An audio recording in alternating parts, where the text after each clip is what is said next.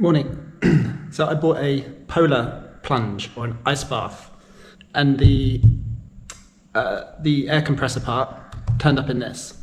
So let's have a look at it. So I wanted to do like an unboxing or an uncrating and then build it with you, but my 10-year-old was so excited, she just started ripping the boxes apart.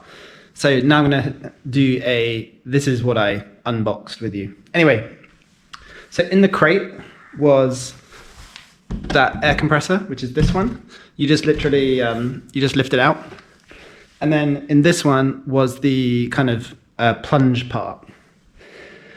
So what did we get? Well, let's do the plunge part first.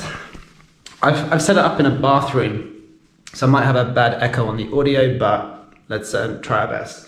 I've gone for the bathroom so that I can, I just thought if there's a leak, the leak will go down the plug, and then obviously filling it up and changing the water over in the bathroom would be the best place. So I'm not sure if it will stay here long term, but it actually kind of fits in. I can get round, we're kind of in a spare room, or the spare room.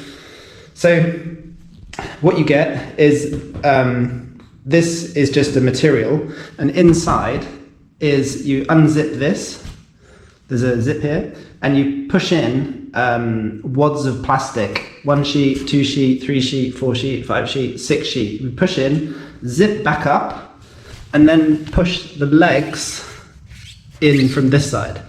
That gives you your basic structure.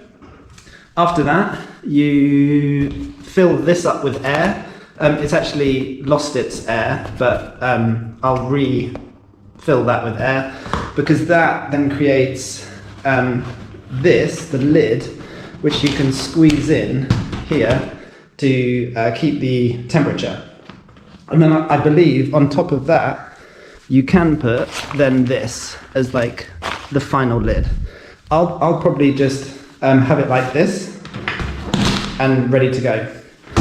I've then connected it with these pipes to the compressor, which I'll show you in a sec, and I've filled it up, not quite to the top, but kind of, I don't know, 6 to 8 inches short at the top, because when you get in, the water rises. So that was pretty straightforward, that part. Nothing that you could really get wrong with that. Now, these two pipes, you get 2 plastic hoses, and I've connected them directly to the outlet and then the inlet. I've just done them up like, just kind of finger pressure, but no more.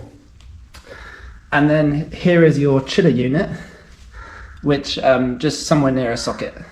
So again, my thoughts are, because it'll all be about the power of that chiller, it will work against the temperature of the room that the chiller is in. I can't quite close the door, but I thought if I like exhaust this spare room, like window open and stuff, the heat that it's taking out of the water can at least get away and not just make the room that the plunge in like incredibly hot, because it'll always be fighting against the temperature of the water versus the outdoor temperature. So I've tried to kind of have them separate. I guess outdoors would be a good place to have this. The coolest room in your house would be a good place to have this, because you'll always be fighting that room temperature disparity. Anyway, that's where I put it to start with. Chiller outside. And then, so my one trick on the machine, around here, I plugged it in, and you literally press on, and it just starts. You can then change the temperature. So I've set it to 3 degrees, which is the coldest it can be. But you can just change the temperature up and down. There's a Wi-Fi button to connect you to the Wi-Fi.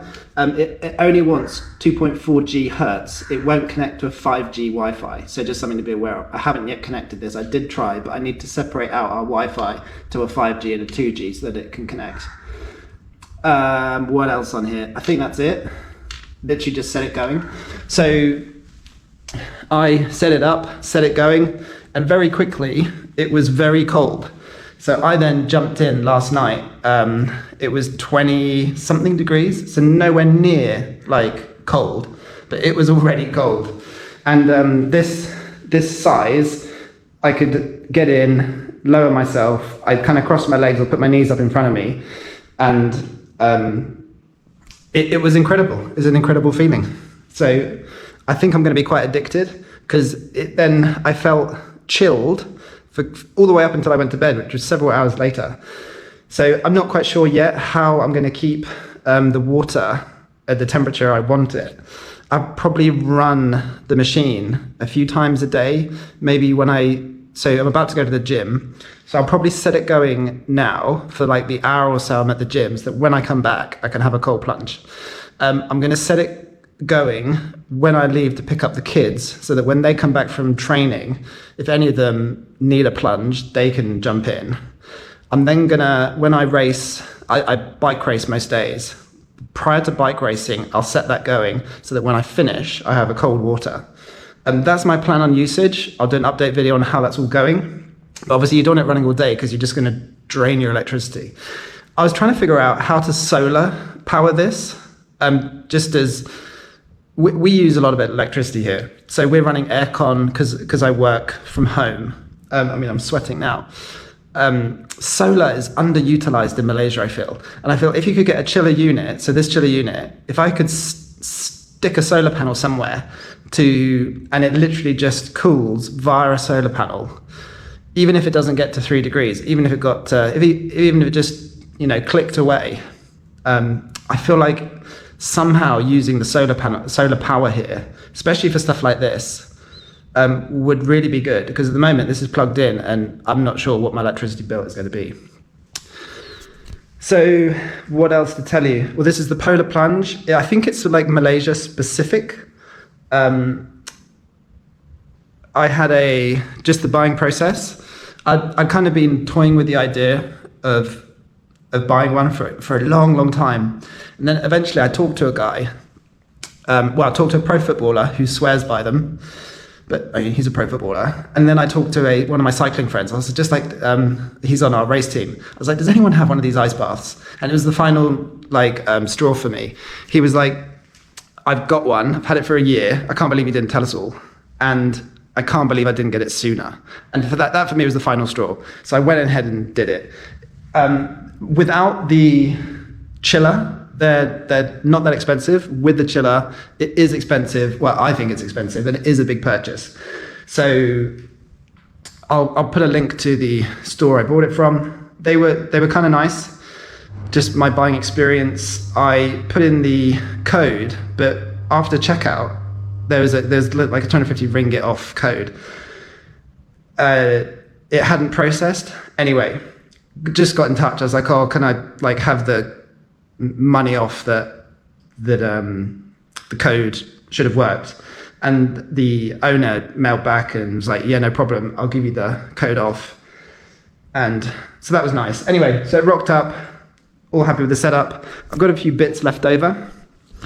That's the pump to pump up the ring. There's some, I guess these are spares. There's that, and there's a bunch of these little white ones. They probably are just if you get a water leak, you can just put them on. I'm guessing it'll go on that bit if you need it. So until it leaks, I won't use it. That's a water filter. This thing fits on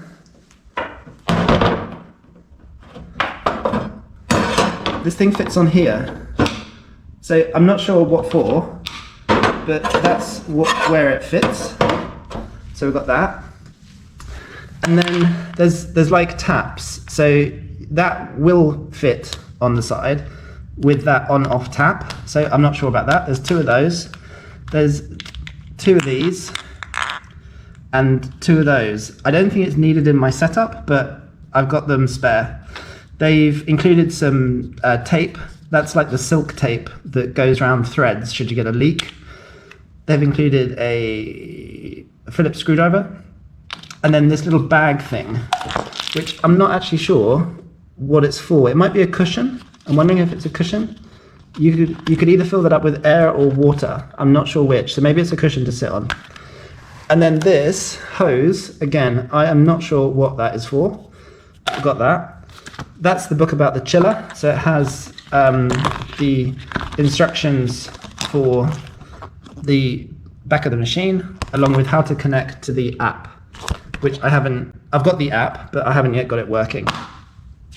That's just the install, which is quite straightforward, just 4 things to do. And that, oh yeah, then we've got there's a bag that it can fold into, and then that lid that we talked about.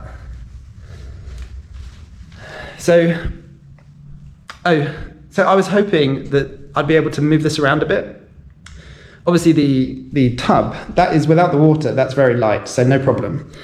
The chiller is heavy. I think it might be like 30 kilos, so it's quite a lump to move around, just to bear in mind. One thing I thought of doing is, just to save on the electricity, I might freeze some ice, freeze some water. You can't freeze ice, can you? I might freeze some water or get some ice in our freezer, just so I can give the chiller a head start. Put in a bag of ice to melt, obviously, away, to bring that water temperature down, to speed up the chiller machine. So something I'm just considering, because also every time you get in and out, you'll take water in and out, and just as a way of topping it up, you can put in a block of ice, and that will help cool the water faster. That's something I'm considering. My plan on usage is those times I've spoken about. I'm also going to have a crack at, we've got a bath next door, doing hot, cold, hot, cold, hot, cold, and seeing how that makes me feel. There's also a shower, so I could always do hot, cold shower. Rather than just one dip, I'm going to try like a cycle of dips, like in one session, just to see if that gives me like a super flush. That is everything. That's the 2 boxes, that's the bits left over. Plunge is easy to put up. Oh, last trick. So when I turned the machine on, I tried, let's say 5 times, and nothing happened. And then, so I know that with pumps, water needs to get into the pump to create the suction, to then get the water flowing. So I didn't take it off, but I just picked up the hose all the way to the green outlet, like picked it up here, just so I could like tip in the water, because I knew that would get it into the pump. And then suddenly you then can hear the pump drawing on the water, and then it flowed. But I did turn the machine on several times and nothing happened. So just when that happens for you, just because when you fill up the bath, the pipes fill up. You can. I was trying it on the inlet, didn't help. But when I tried that method, so I just picked up this pipe. When I tried it on the outlet, that's when it really kicked in. So that's my greatest hack for the setup of this. Fill it all up, fill up the tub, pick up that hose, and you'll see like the water going back into the unit, flick it on, hold that pipe high, and then you'll hear it like connecting and creating the suction to get the water going. And once it's going, it was actually very, very quiet. All right, that's it. Wish me luck. Polar plunge. I'm just setting it off right now, just before I head off to the gym. And interestingly, the water temperature when I added it last night was like room temp, so 30 something. So that's it going. And it's managed to keep the water overnight at 24. So it's already 6 degrees cooler, just starting. So obviously it's got less work to do now, because it's already got it cool. So it'd be interesting to see what it is in an hour or so when I get back from the gym. All right.